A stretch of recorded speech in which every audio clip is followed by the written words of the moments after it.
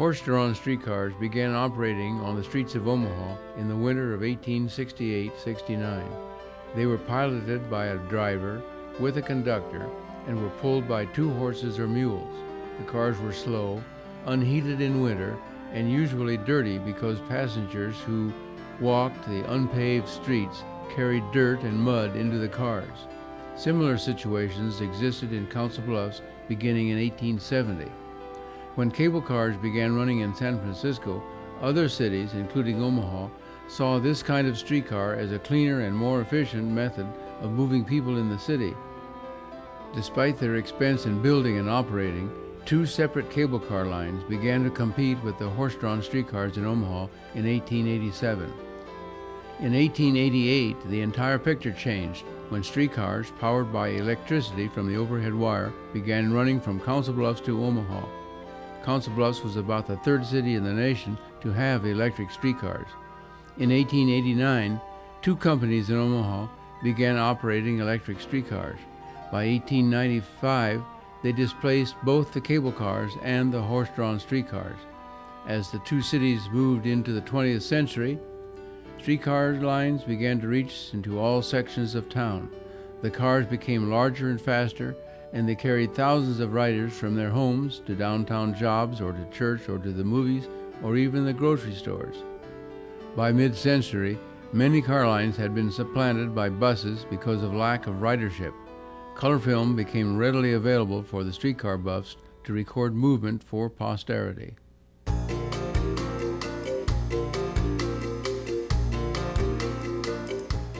In the early 1950s, downtown Omaha was still the hub of retail business.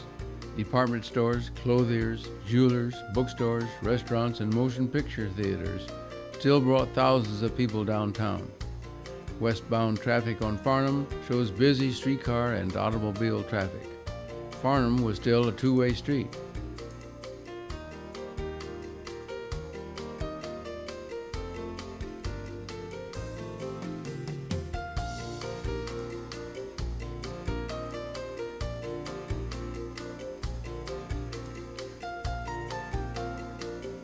These pictures are from 1954, the year of Omaha's centennial, as evidenced by the centennial emblem on the pole in the upper left. At 20th and Farnham, by the Paramount Theater, an eastbound streetcar from Dundee prepares to turn south to continue its journey to 10th on Harney, just a block south.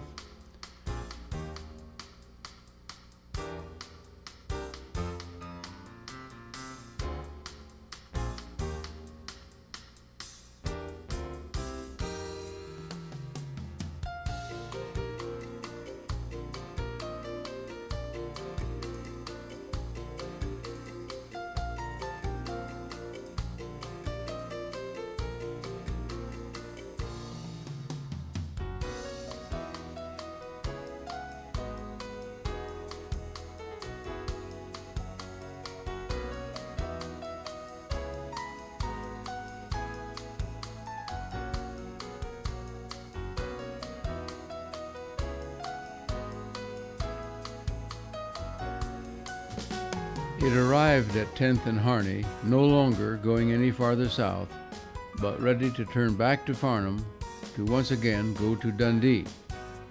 Streetcars going to North 45th also went west on Farnham, doubling the number of cars the photographer could find westbound on Farnham.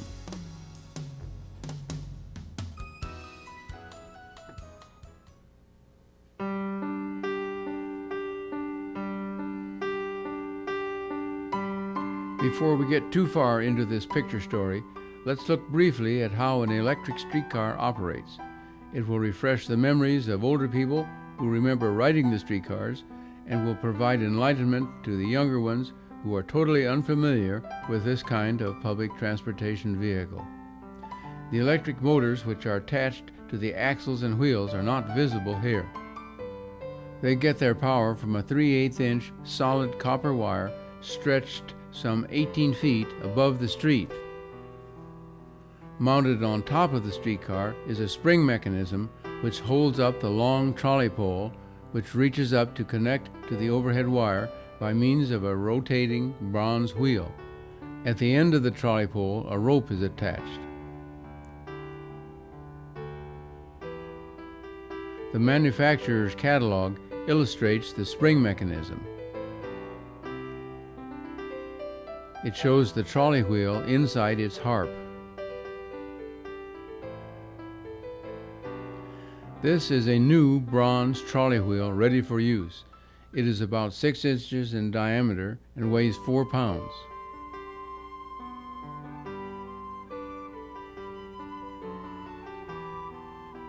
Here we see a trolley wheel before it is machined and polished, held inside its harp. This one measures only 4 inches.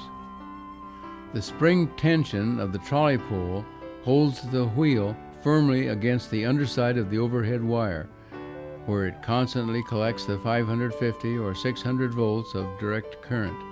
The wheel is the trolley. From it we get the term trolley pole, and trolley car, which is another name for a streetcar. In some parts of the nation, a streetcar is called a trolley. However, in the central part of the nation, the common term is streetcar. Newspapers, on the other hand, often use the British term tram, which comes from tram car, which also means streetcar. They found the 4-letter word tram easier to fit into a headline than the 9-letter word streetcar. At the shortened end of the Council Bluffs Fairmount Park line, which ran until 1948, this small double-end Birney car has stopped because the line no longer continued into the park. The double-end car does not turn around. It stops, and the operator puts up one trolley pole, which he has not been using, and pulls down the other. To raise the pole, he unhooks it and raises it to the wire.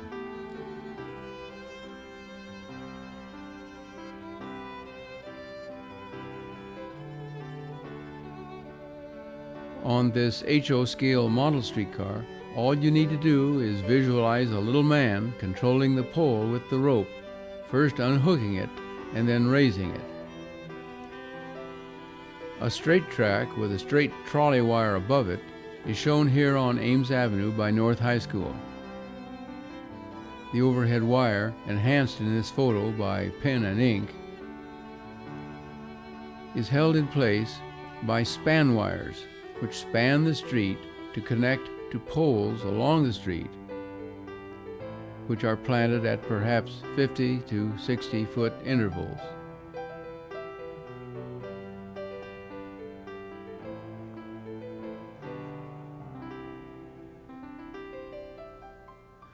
When the track divides at a turnout, commonly called a switch, the overhead wire also divides. On the wire is an overhead wire frog, a cast iron device weighing about 12 pounds.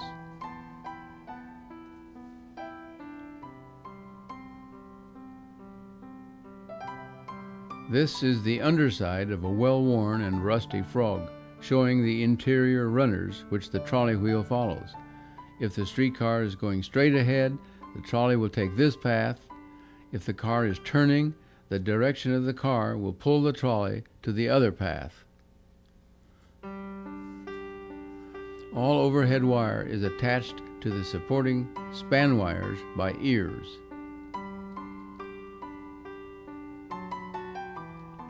This is an ear, 15 inches long, with a groove running the full length.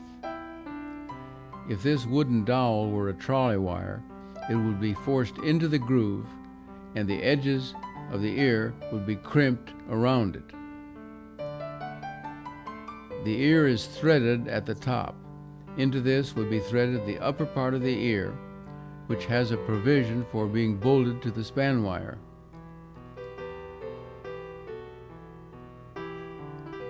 Locked into place, the trolley would roll along the wire, riding under the ear and continuing on.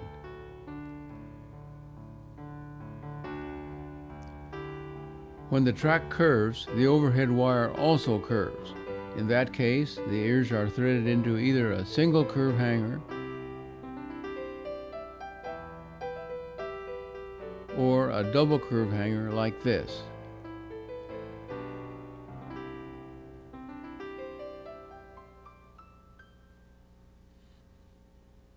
In this picture, both single and double curve hangers are seen.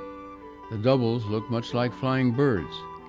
Although a curve track is literally a curved wire is in reality a series of tangents running from ear to ear around the curve. Lights at night shine on the curved wire to show what these tangents look like. Men of the line crew worked from an elevated platform to erect, adjust, or to take down overhead wires. Later on in this film, you'll see them working.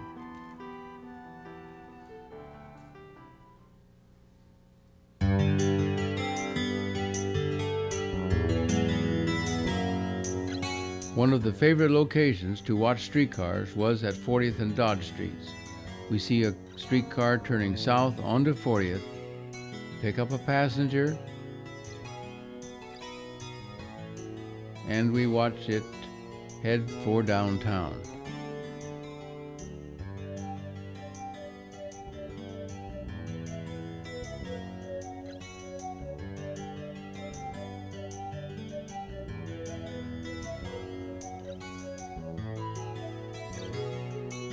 From the north, we see a car come down the hill from North 45th. We watch as it discharges a passenger before crossing Dodge to follow the Dundee car heading downtown.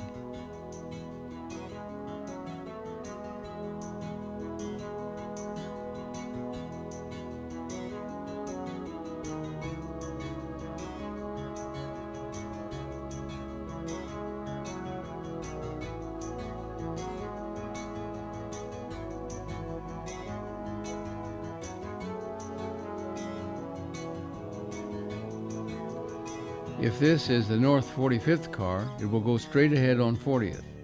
But if it is going to Dundee, it will turn left onto Dodge and go west.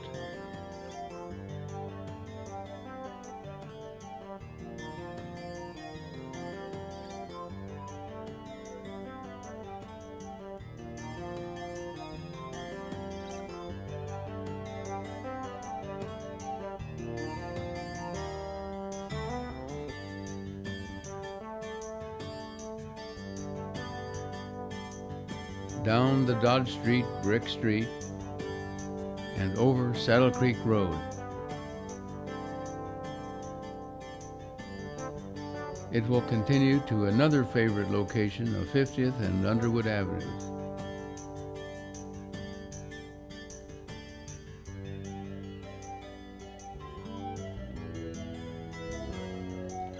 Here, that westbound Dundee car on Dodge turns north on 49th Street, onto the single track down the middle of the street.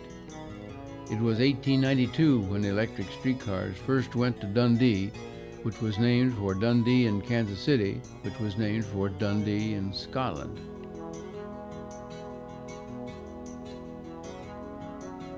We'll wait a moment to watch a car departing from Dundee, heading east on Dodge.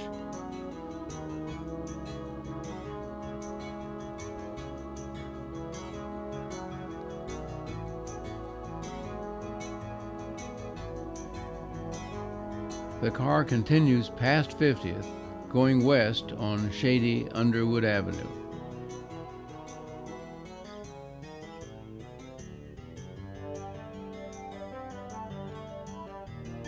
On a different day, when the trees have lost their leaves and more sunlight filters through, we see a car continuing west past Dundee Presbyterian Church, completed in 1928, where it will end its run and back into the Y to turn around.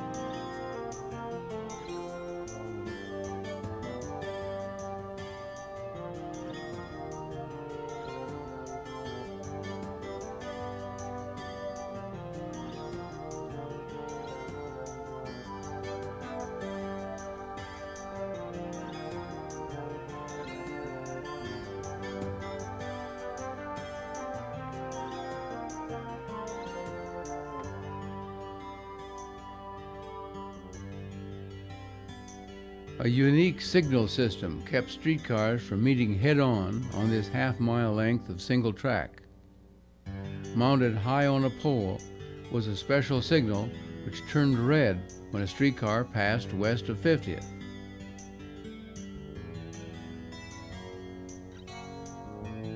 When the car returned to 50th and turned south, the light went out, indicating that entry was safe.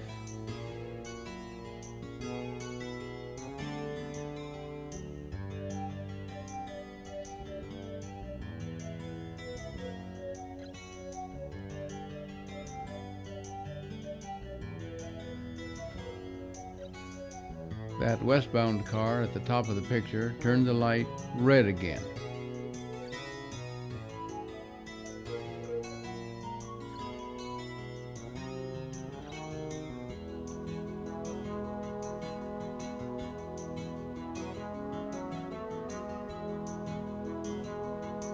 Now, out of the picture, that car has returned and the light turns out again.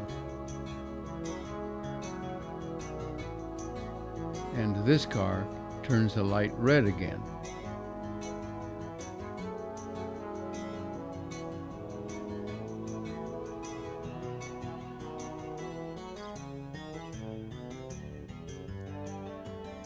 Back to a summer day, a car goes east up the hill to 50th and will turn the red light out as it turns south toward Dodge, 6 blocks away. As you have noted, not all the pictures for this film story were taken on sunny summer days.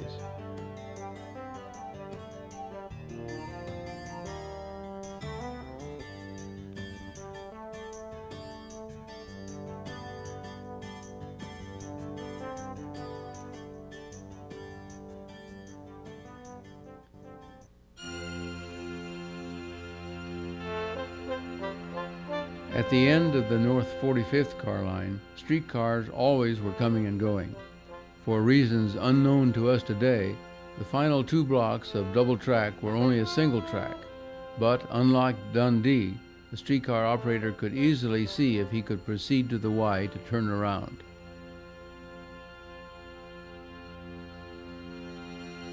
Now, looking to the south, we watched northbound car 1011, about which you will learn more later. It comes down the single track as it approaches Bedford Avenue.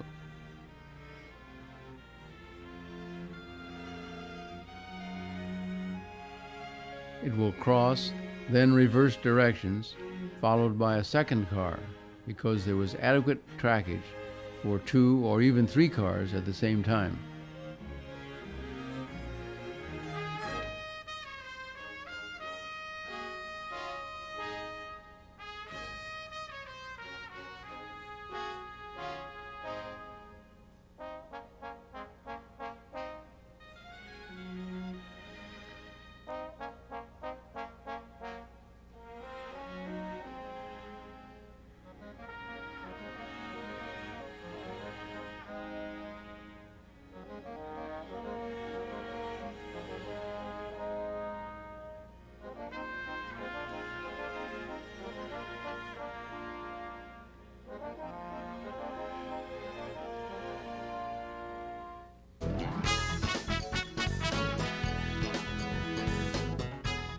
A car barn location often had much streetcar activity.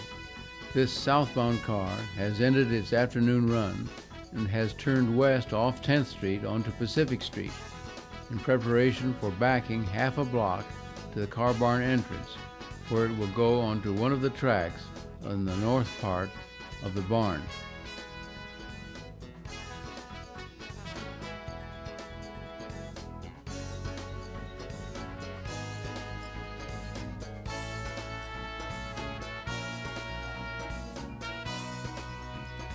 This is the trolley of the third car to go in. There goes the second car. Now the third car will do what the first car did, namely change the trolley wires before backing.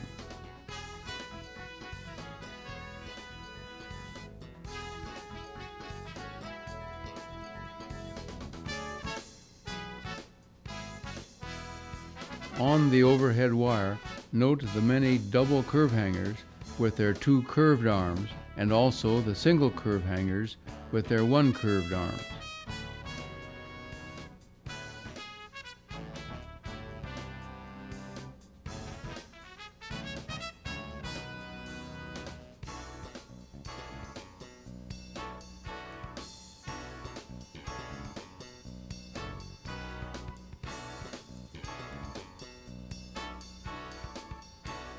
We'll take a moment's break while we run through this streetcar's destination signs to see some of the many Omaha locations where streetcars went.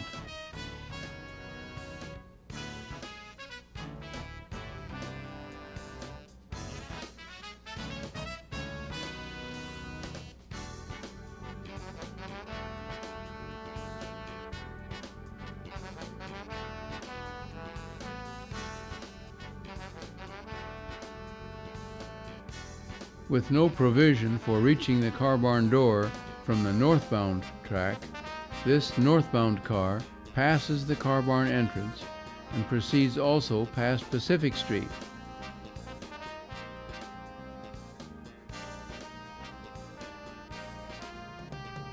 This enables it to back across the crossover track to put it backwards on the southbound track, which takes it to the car barn entrance. Afternoon pictures always found the car barn entrance in deep shade.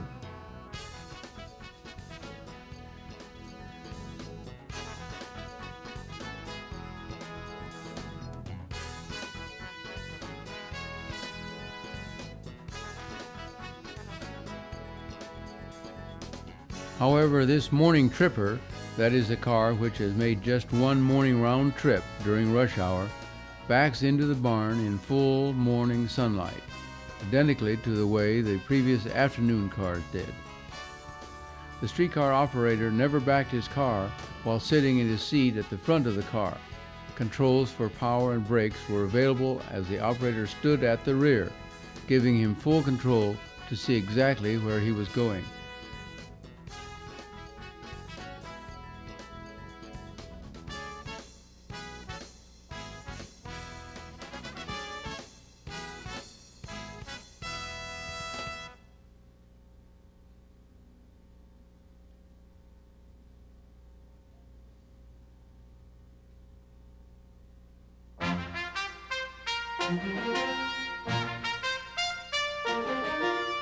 Another car barn location is 24th and Ames Avenue, where initially we dropped back to 1947 to watch many streetcars in motion. Along the right is the 433-foot-long brick car barn, and we see cars bumping across the Beltline tracks just south of the barn.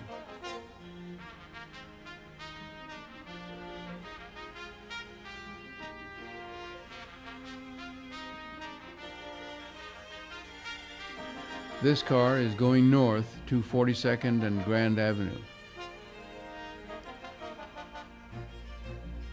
It will turn west onto Ames Avenue.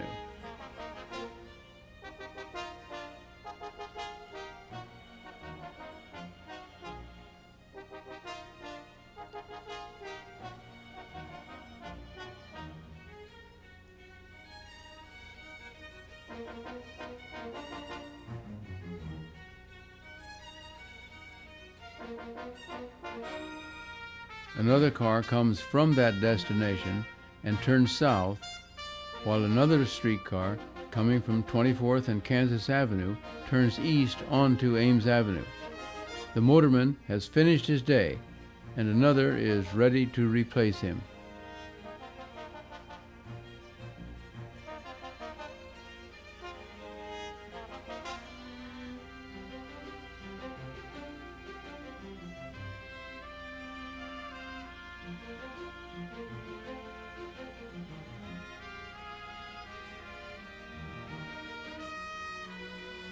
Now we see a car cross the intersection backwards to prepare to head for downtown as a tripper.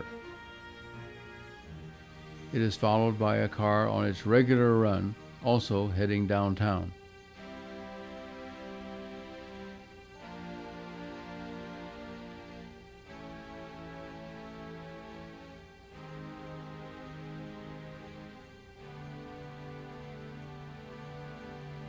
With transfers in hand, these people are changing cars to go west.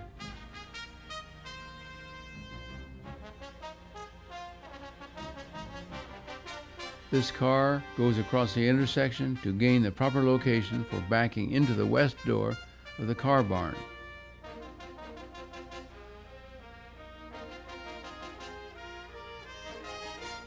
This tripper will turn east toward the car barn doors, making the operator of the car behind manually throw the switch for a left turn.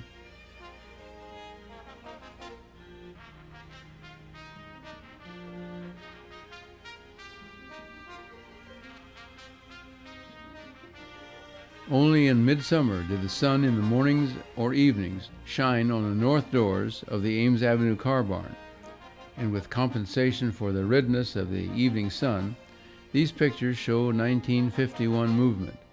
Many of the cars are rush hour trippers ending their runs, but some are base trains continuing their regular runs. This car barn was built in 1898 at the time of the Trans-Mississippi Exposition by a predecessor company and could hold 80 of today's streetcars. When streetcars were taken from South Omaha later in 1951, the barn closed and was sold as a warehouse. In 1982, it was accidentally set afire and later was razed. Streetcars always backed in, ready for forward exiting.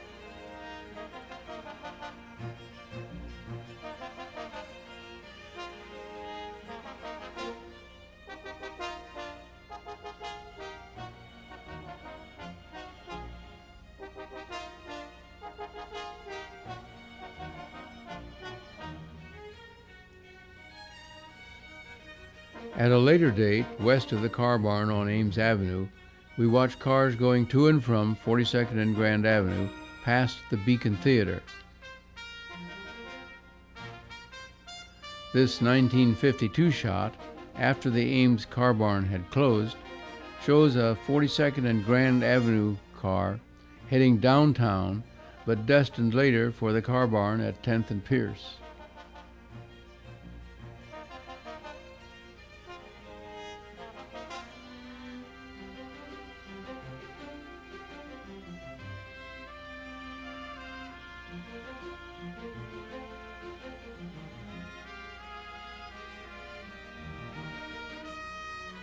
North of the car barn on 24th Street in 1951, these rush hour cars are going to the end of the line at Kansas Avenue.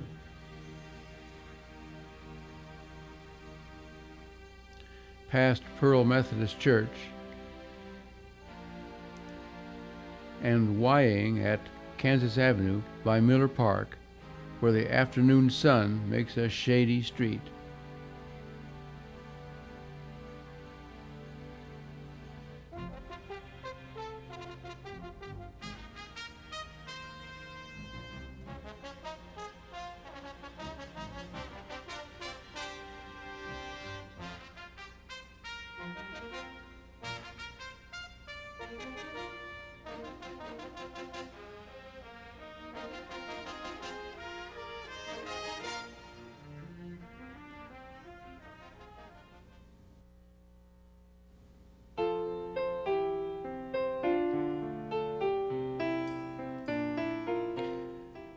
In 1946, after increased wartime streetcar use had taken its toll of wear and tear on the city's streetcar tracks, the Omaha and Council Bluffs Street Railway Company took a car built in 1904 as a passenger car and used later as a pipe fitting car, and converted it to a rail grinder. This four-wheel car was fitted to drag abrasive bricks under pressure along the rails to remove the corrugation.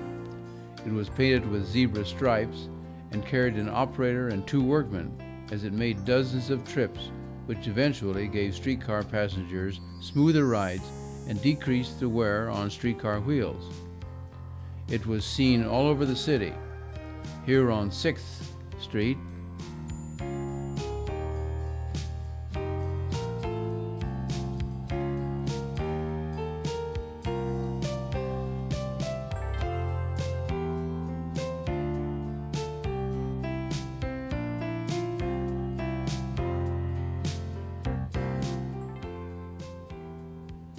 here on 20th,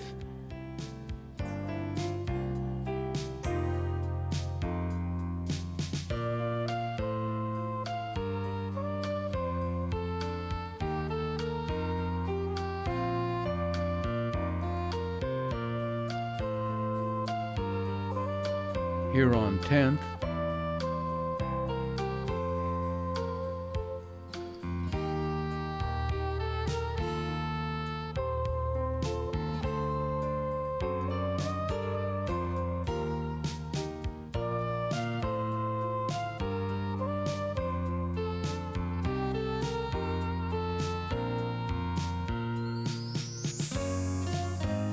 and here on 45th. If you want to visualize the rocking ride of an early Omaha streetcar, here is your chance.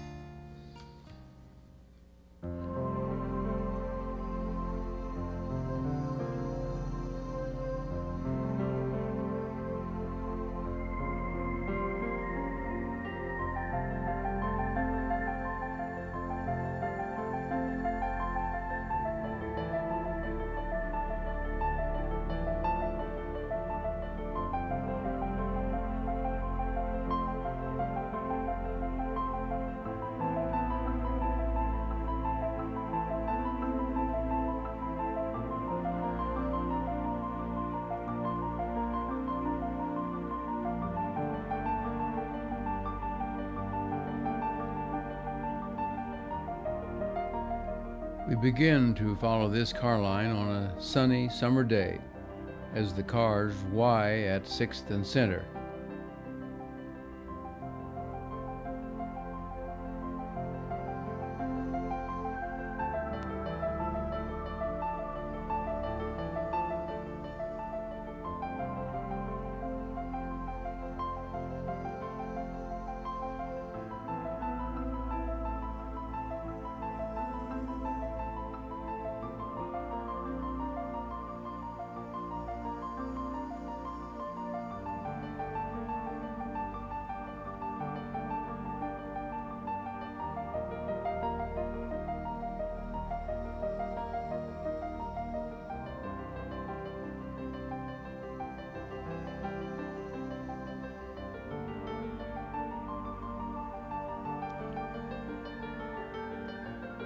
The line begins going north on 6th Street, following the route of early-day horse-drawn streetcars where, after the urging of City Councilman Tom Lowry, a car line was established in 1889. At that time, it was known as the Lowry Line, and it served this growing part of town.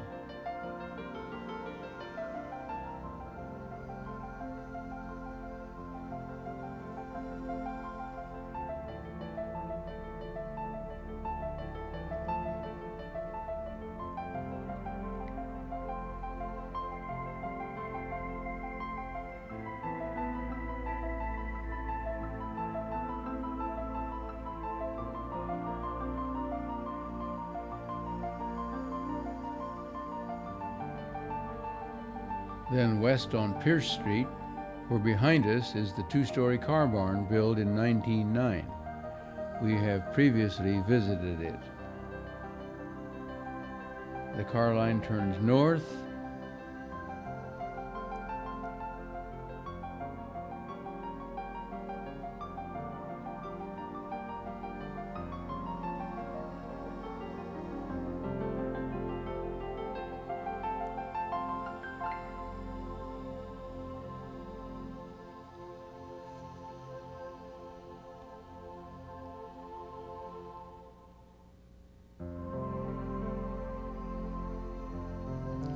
it goes past the Art Deco Union Station, erected in 1931, where in 1951 some 50 passenger trains arrive and depart daily. North to Farnham to turn west. 100 years earlier, the center of town was at 9th and Farnham, where today the Metz Beer sign stands.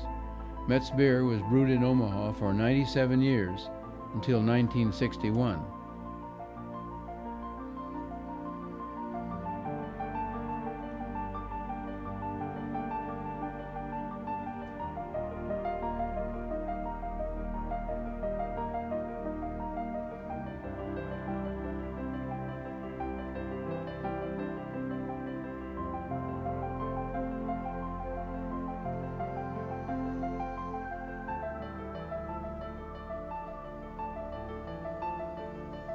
Now 15th and Farnham, the center of retail activity in 1951, where streetcars to and from South Omaha pass north and south.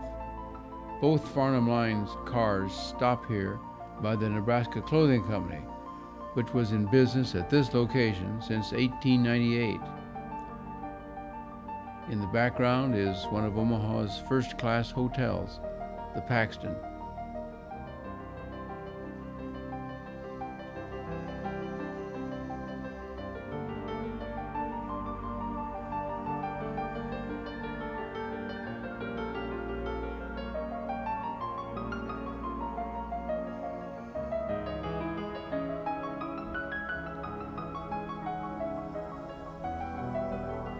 A short shot, still looking east, but from 16th.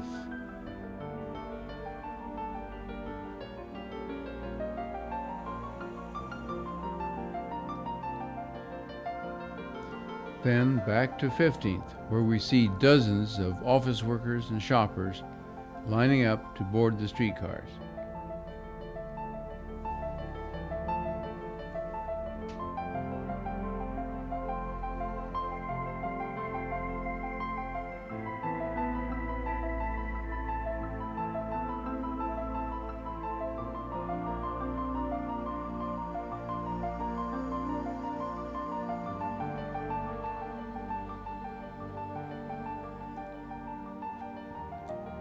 On a different day, we see cars approaching 24th Street.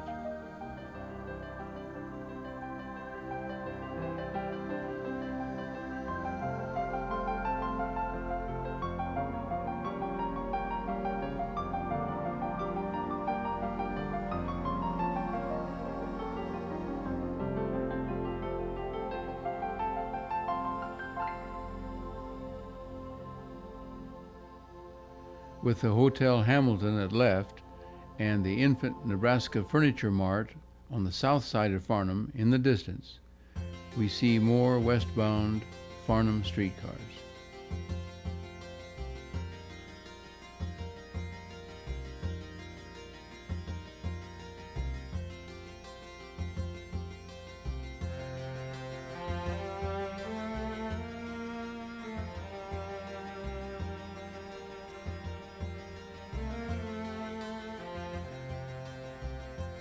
Now our car approaches 40th by the Admiral Theater. It will turn north to Dodge, just 2 blocks away.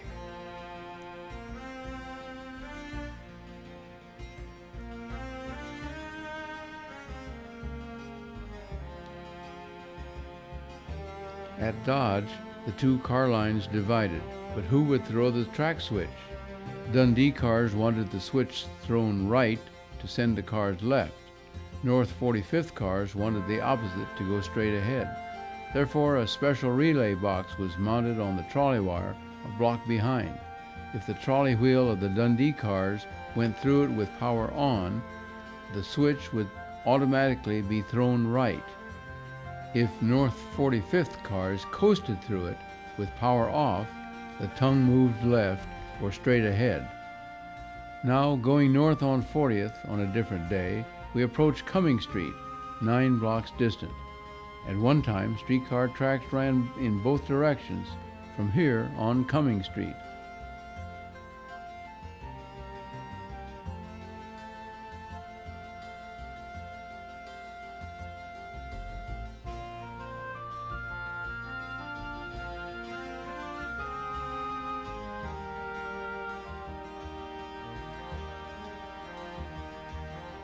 Past the Walnut Hill Reservoir, we approach Hamilton Street to turn west by Dixie Cream Donuts and the 40th Street Theater, known for years as the Wynn Theater.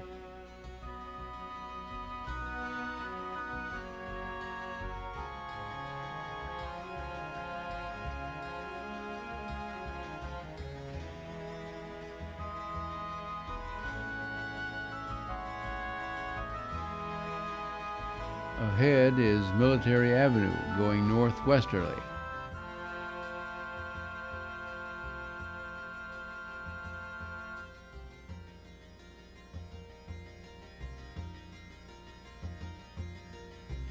On another day, we watch a car on Military Avenue near the landmark Military Theater, and the car turns due north, where at one time streetcars for Benson angled northwesterly.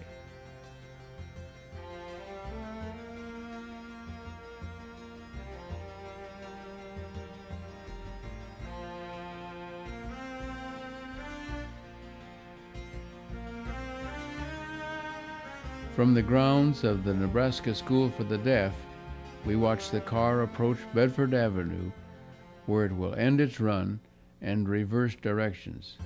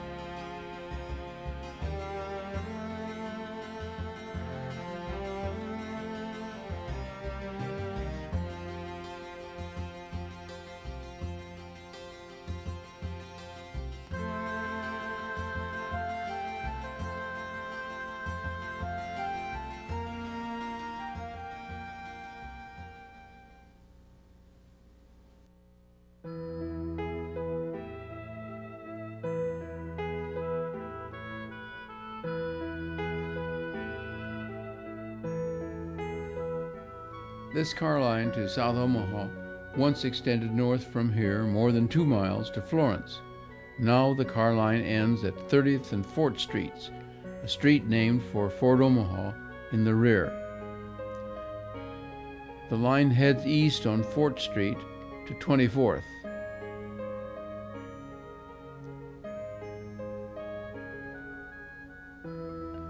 Then south on 24th to Ames Avenue, where we have visited previously.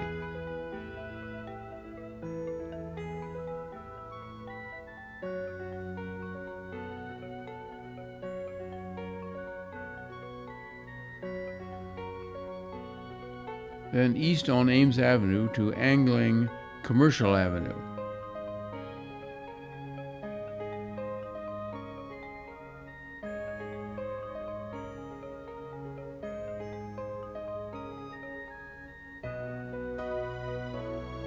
South on 16th Street to Locust Street,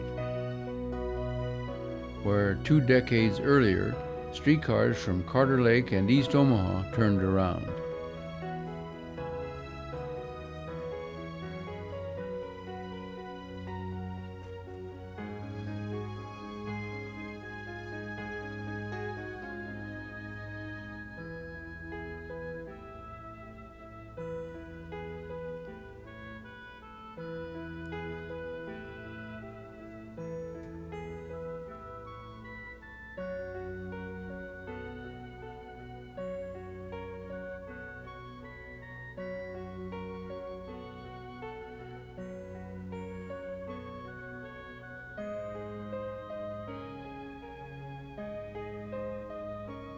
South on 16th Street past the Stores Brewery to just north of downtown at Webster Street, where South Omaha cars go through downtown on 15th Street.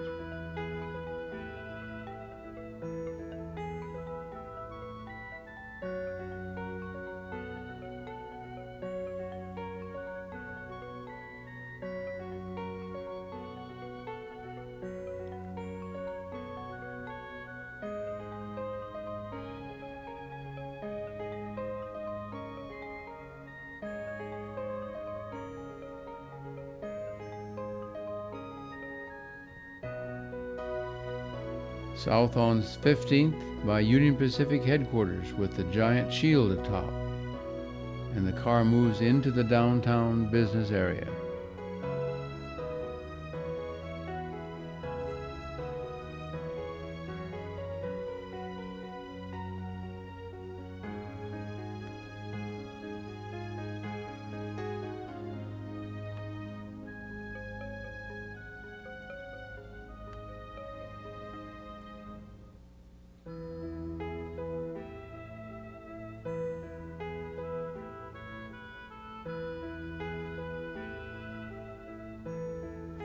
The car, destined for 26th and Q Streets in South Omaha, continues south to Howard Street.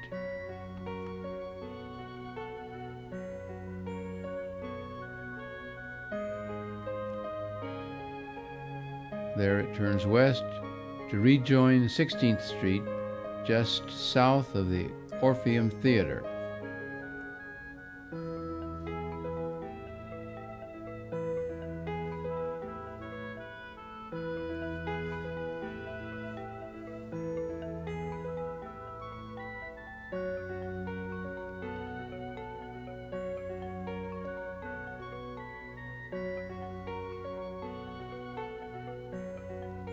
Then south across the 16th Street Viaduct over the railroad tracks.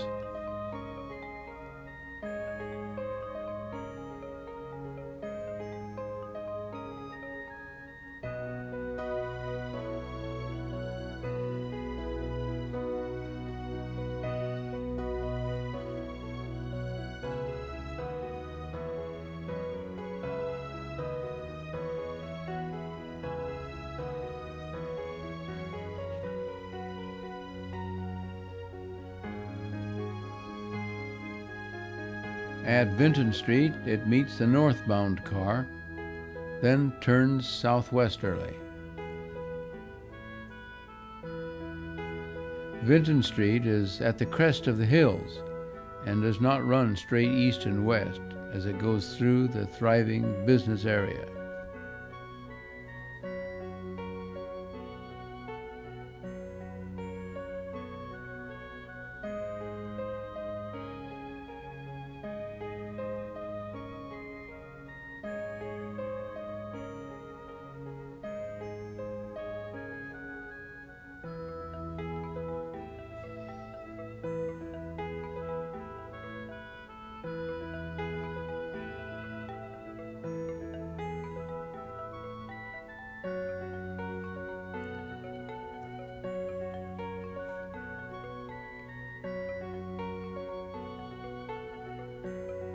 At 24th Street, the car turns south for the remaining mile or so to South Omaha.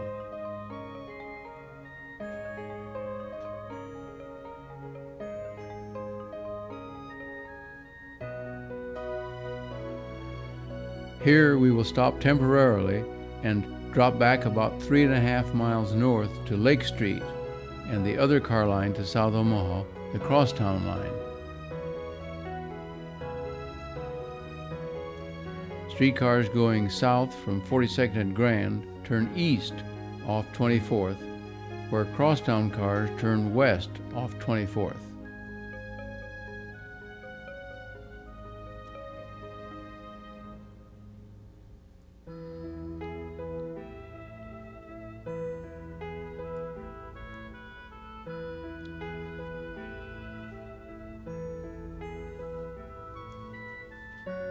The end of the line is at 29th on Lake, a street named not for a lake, but for an early Omaha judge. We watch the car going up the grade to where it will reverse directions at the Y.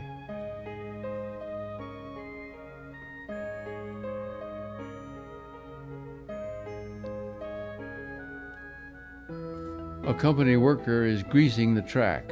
Streetcars had solid axles. Around a curve, the inside wheel had less distance to travel and would squeal unless greased.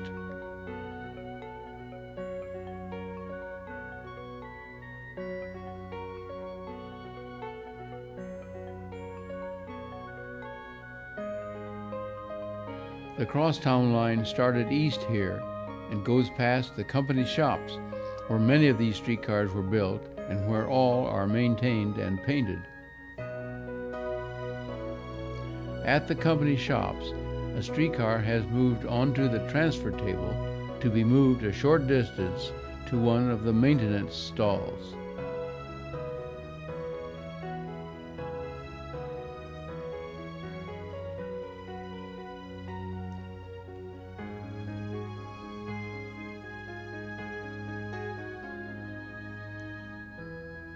It is backed in where workmen await it.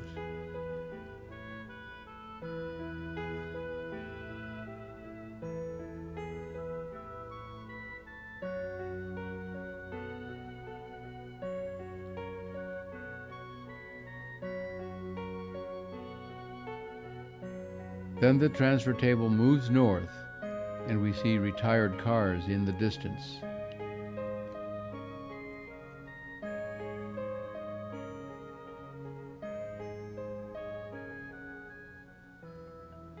Only faster black and white film could capture indoor activity, where cars were lifted from their trucks for some kind of maintenance work.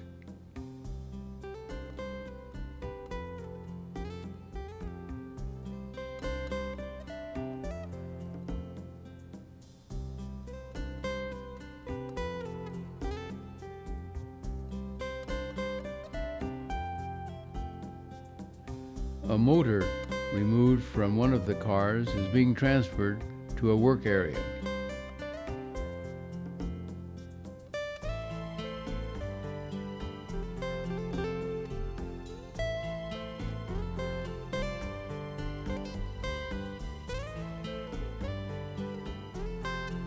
The crosstown car line continued east on Lake to 24th, where it turned south.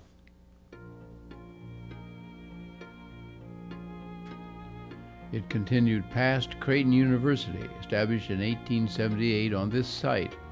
At that time, it was criticized for building so far out into the country.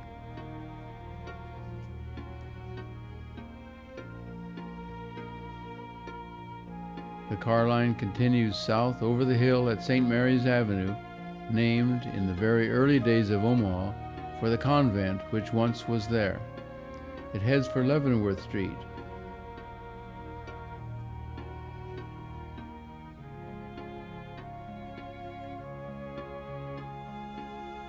At Leavenworth Street, where streetcars have long since ceased to run.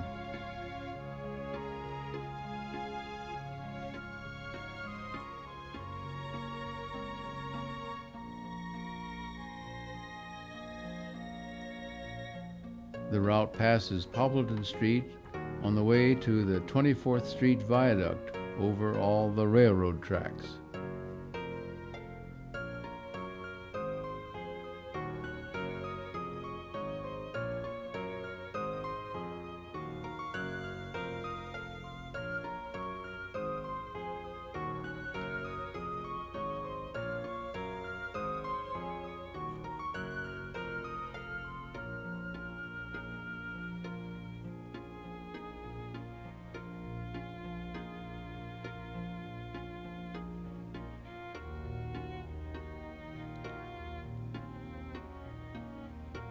Crosstown cars join the other South Omaha cars at Vinton Street, and we continue south on a typical all-brick street.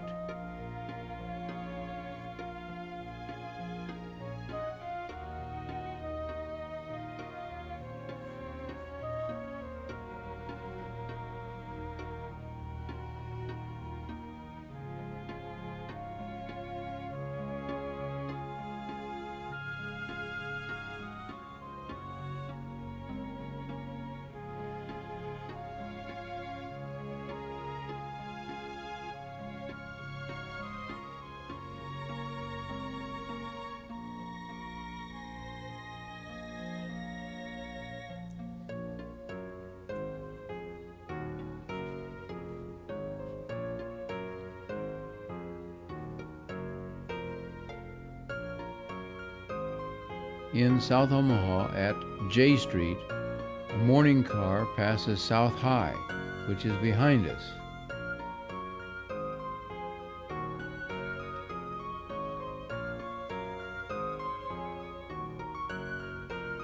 While an afternoon shot shows the school.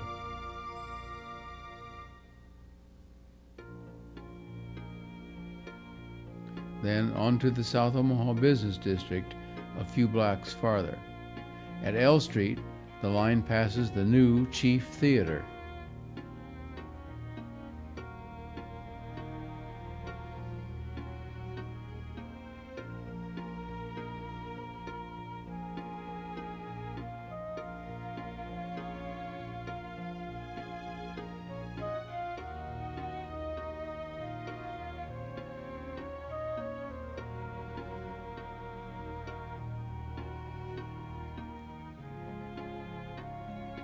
Streetcars no longer continue the additional mile or so to Albright, but turn west at N Street at the Packers National Bank, a long-established fixture in South Omaha.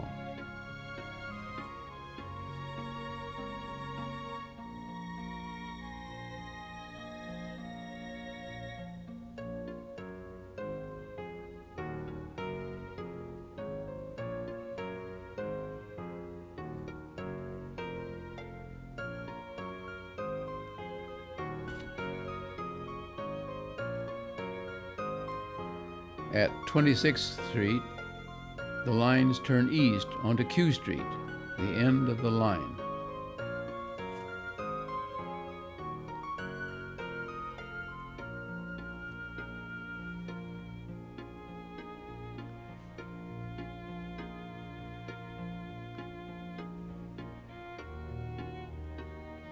When we ride a northbound car in South Omaha, we experience the typical sway of a streetcar.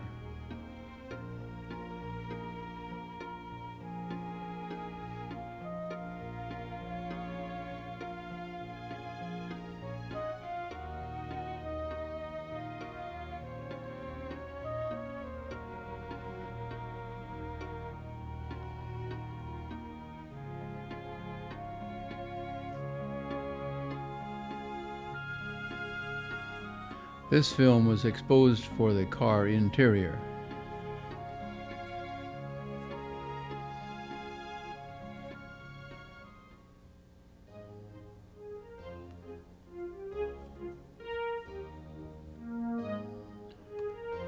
Unfortunately, this 1952 film has deteriorated.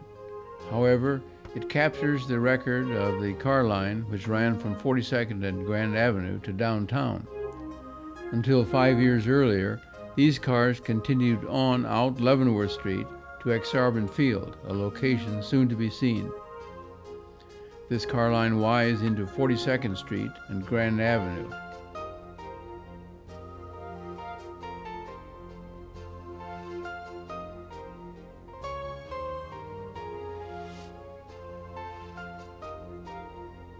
It then goes east to 40th Street.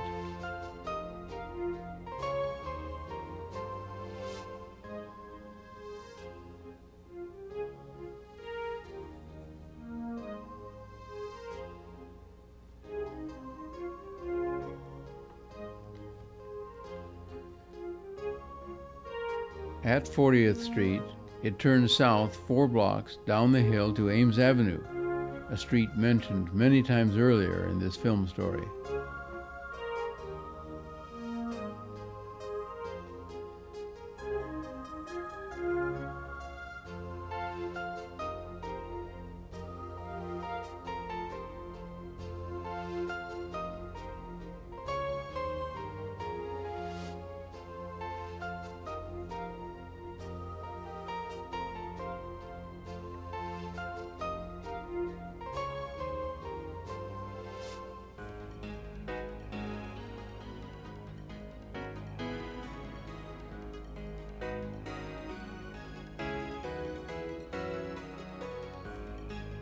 The car line goes east past North High School and on to 30th Street.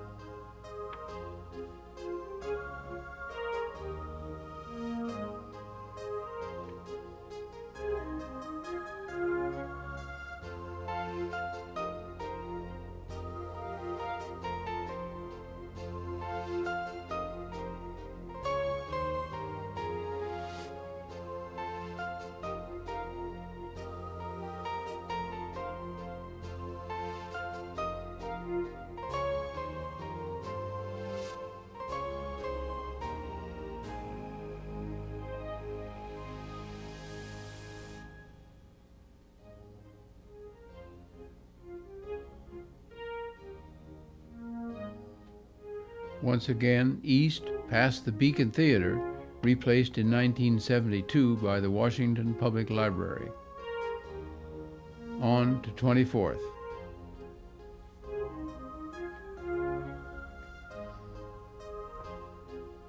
South and across the Beltline tracks.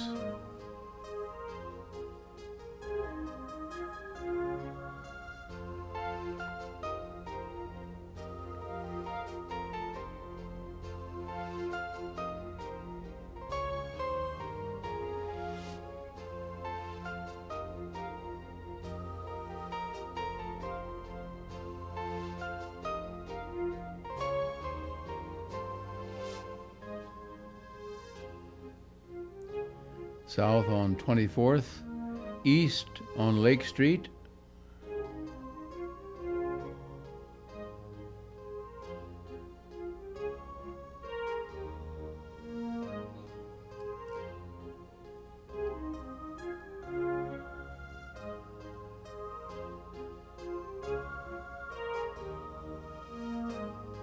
at 20th, south again.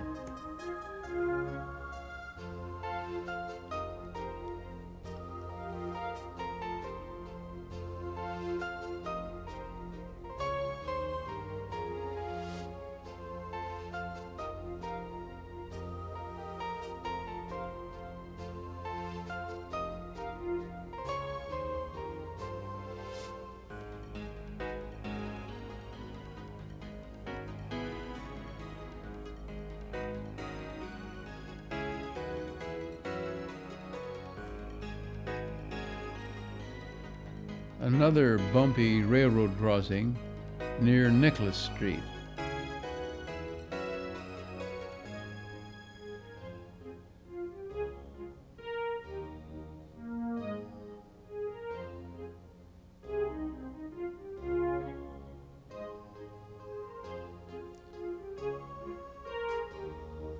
Across Cumming Street to Dodge Street.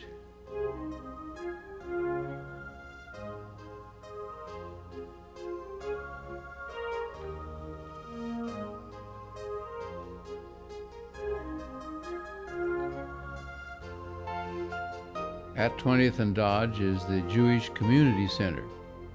Unseen on the left is Central High School atop Capitol Hill. Down the Dodge Street Hill, where the sign on 18th tells us that the Hotel Fontanelle is just 1 block south.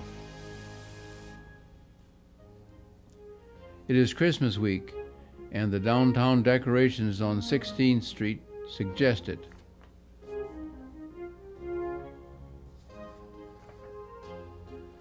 South, past such stores as J.L. Brandeis, F.W. Woolworth, Fred and Clark Haas, Baker's Shoes, Zales Jewelers, Virginia Dare, Goldstein Chapman, C.B. Brown, Lerner Shops, B&G Hosiery, Ted's Pen Shop, Neisner Brothers.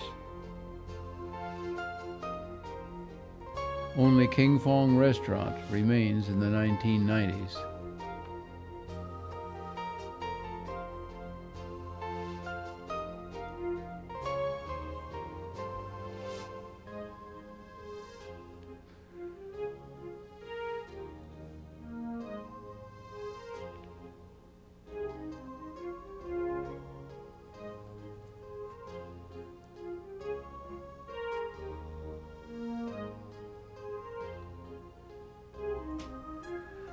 At Harney Street, the car turns west to 20th Street.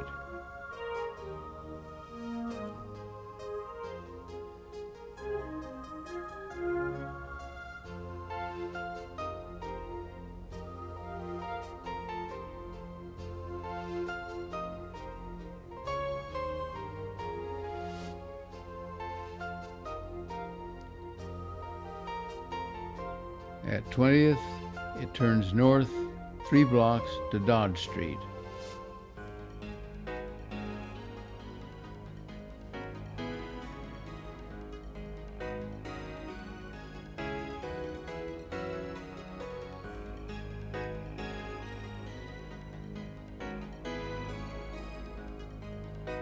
As it crosses Dodge northbound, it rejoins its route, having completed the downtown loop.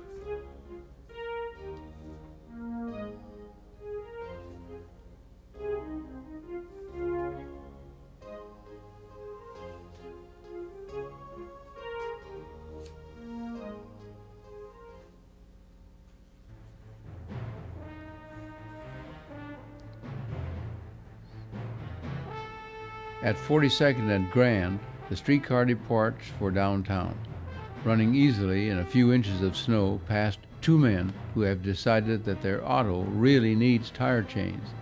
In the early 1950s, the city did not immediately plow snow and generously spread salt and sand. Also, it was a time before studded tires or snow tires, and before front-wheel drive autos. At another of the many snowstorms in this film story, just before darkness made photography impossible, a company snow sweeper appears on Hamilton Street, sent out to clear the snow from the streetcar track.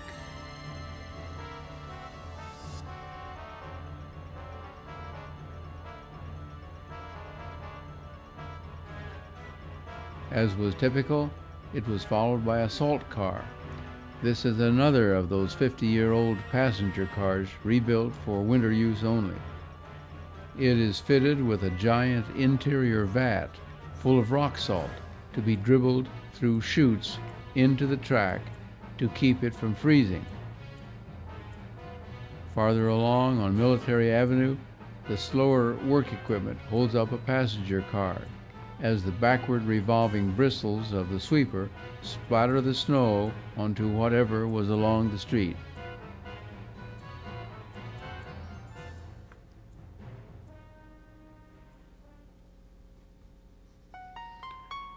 On another car line, during a different snowstorm, streetcars run easily, although automobiles have a tendency to slip and slide, especially on the city's many brick streets.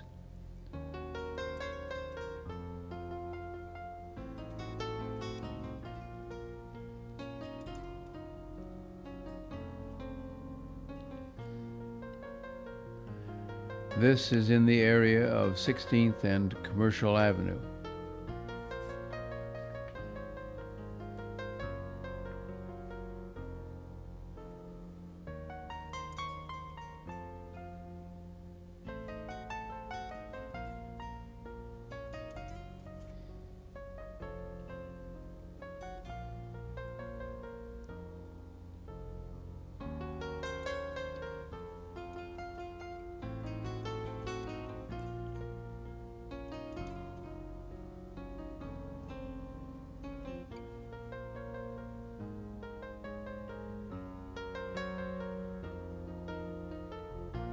After several inches of snow had accumulated, automobile traffic was slowed considerably.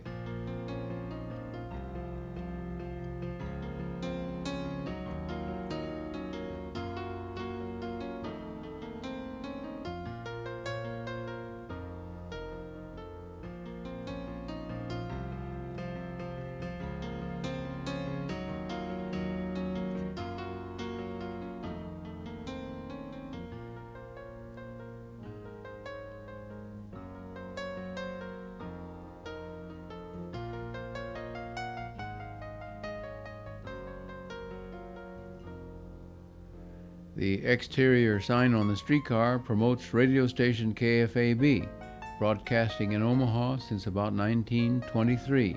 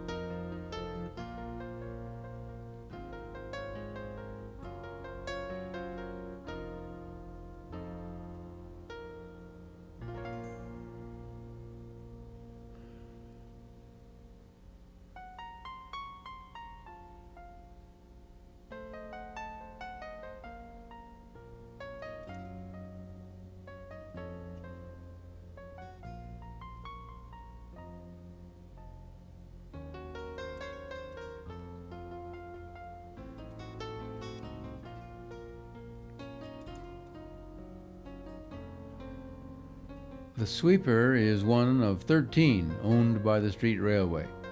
With only a single truck and 4 wheels, it rocks and sways as it does its job.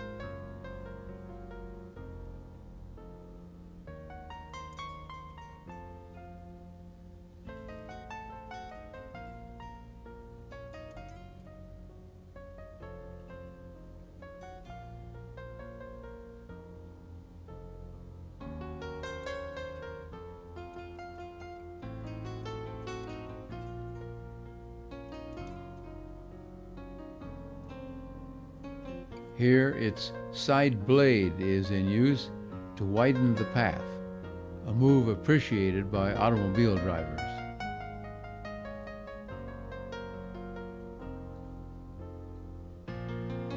Here's a sweeper downtown, followed by its companion salt car.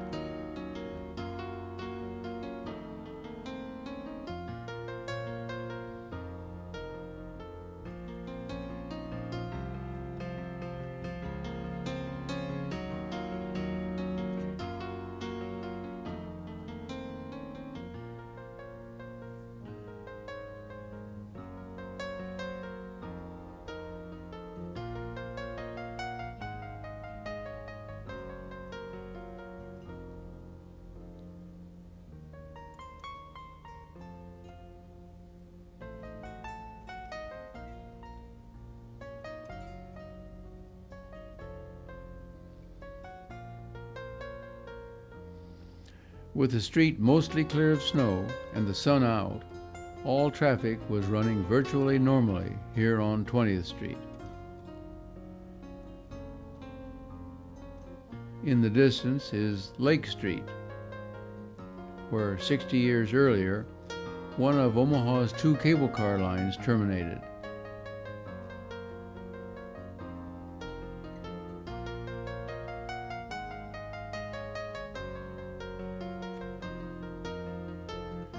Today, it is a 42nd and Grand electric streetcar heading downtown.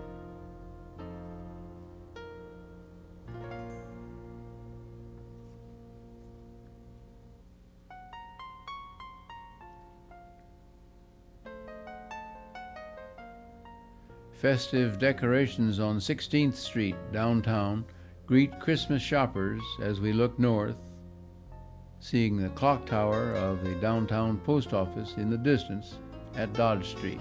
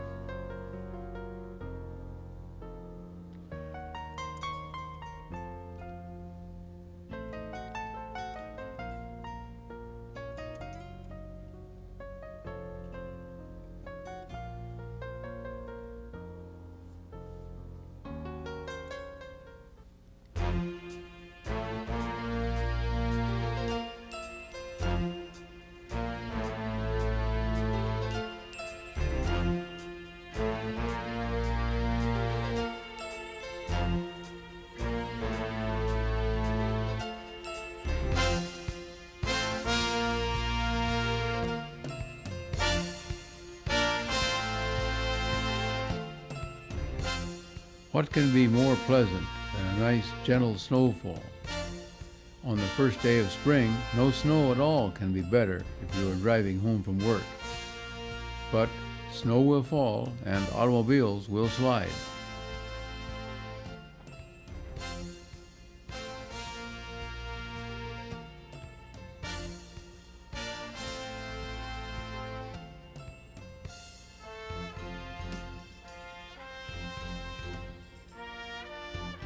A light snow is no hindrance to the operation of a streetcar, as we see here on North 40th Street.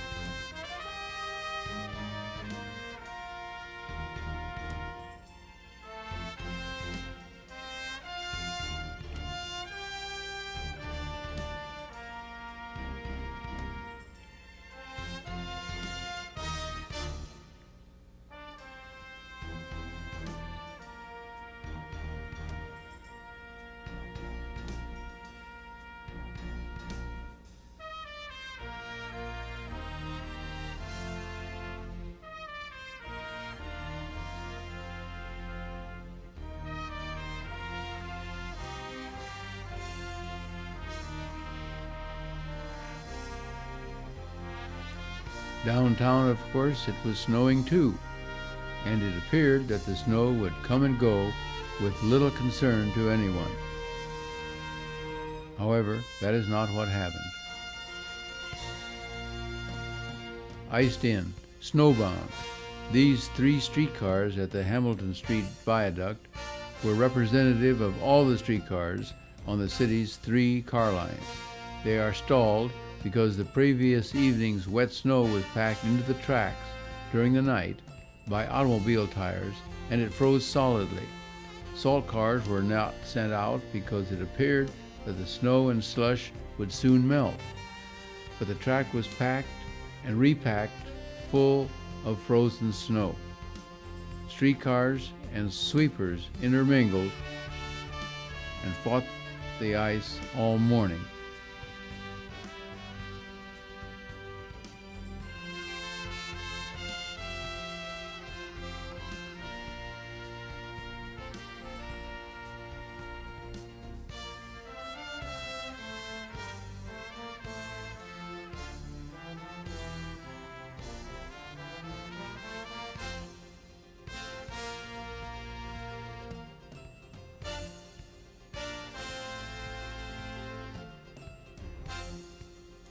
Typically, the sweeper plowed forward and brushed until it stalled.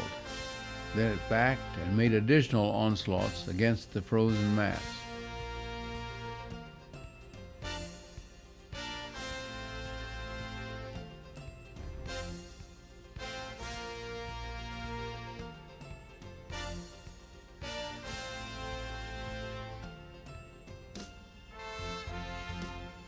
Finally, this sweeper got to the end of the line at North 45th, where it was obliged to turn around and fight the track on the other side of the street. Downtown, the situation was about the same. Although the cars we saw earlier had gotten through, continued packing by automobile tires kept the streetcar tracks full of frozen snow. Here on Lower Farnham, we see westbound streetcars where wheels derailed easily, making the cars back up time and time again to re-rail. Every ice-moving method was put to use. Even the frustrated streetcar operators got into the act.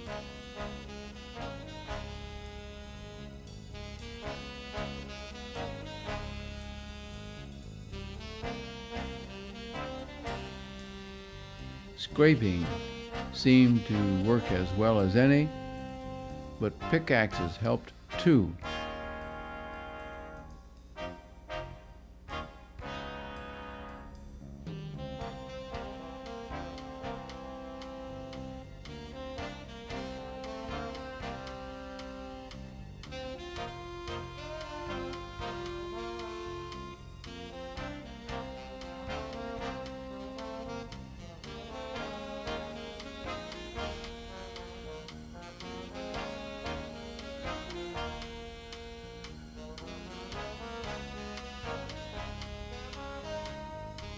Ice chunks, 2 inches thick, showed the patterns of the brick streets.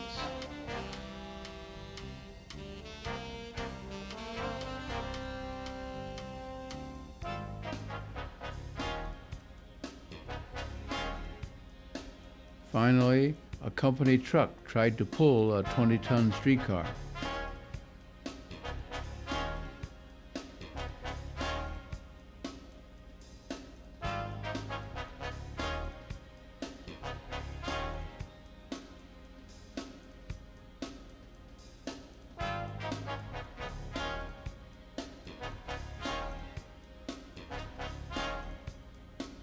That succeeded only in tearing the tire chains off the truck tires.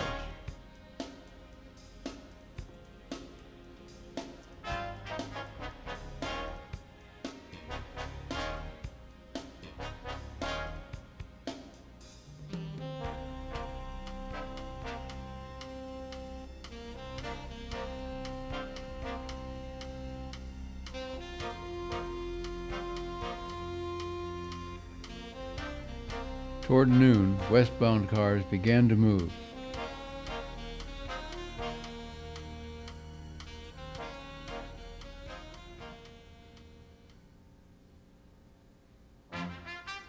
And by 1 o'clock, with the aid of rising temperatures and salt from trucks, streetcar travel was about normal.